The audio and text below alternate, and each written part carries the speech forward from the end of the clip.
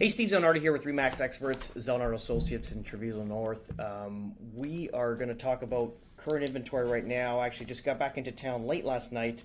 Long drive, 24 hours, kids. Current inventory, 24,220 units. So this is in and around the same as we were reporting last week. Sales have actually increased. We're at 1,309 sales. What we've seen, to be honest, on both sides of the border, and this is why we've been talking as a company, just take as many listings as possible. As there's momentum and optimism in the market, we're going to start getting things sold. So basically, right now it's like a holding period. So this is what we're currently doing with listings, but we're seeing them all showed quite often, and also we're starting to see sales prevail, but not just in the north, but also in the south, which is great.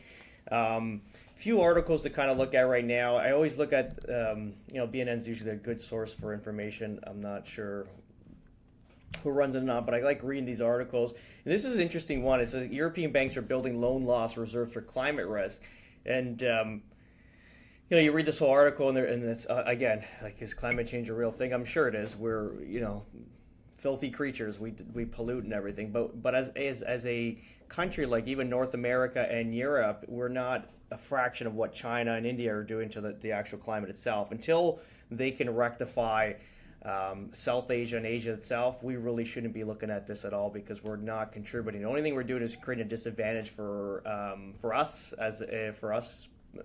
citizens in North America. That once you start putting more tariffs and more expenditures on carbon tax and stuff like that, it takes us out of the business. And what that does is the end user, which is the middle class and the lower class, going to cost them more money to live. So what that does is basically takes you out of the market to buy a house. You become a renter. It's a whole thing. You kind of look at the chain of events that currently happen, because you kind of see here it says.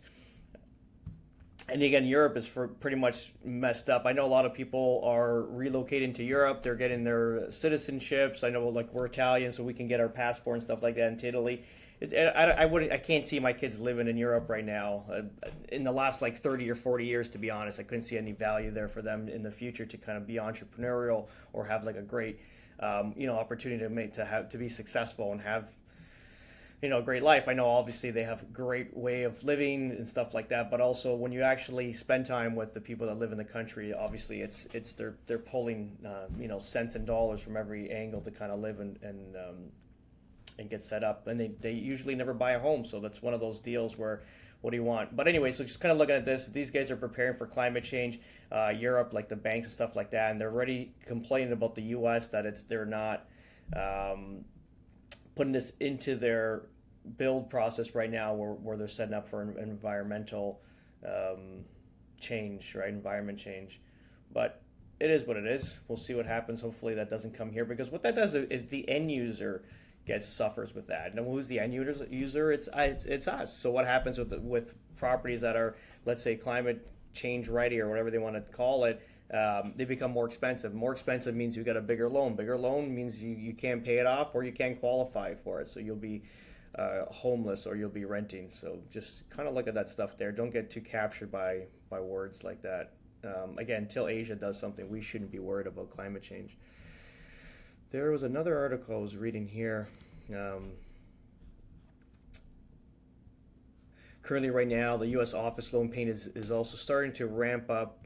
And this is not low-rise residential. This is basically commercial banking, so commercial loans. There's $1.5 trillion that are due in the next 2 years, and there's quite worry that a lot of these loans are going to fail based on, obviously, commercial real estate has kind of died off and is not as attractive as it used to be, especially some of these buildings and stuff like that are in different. Again, they talked about here in America, but again, that'll affect in Canada too.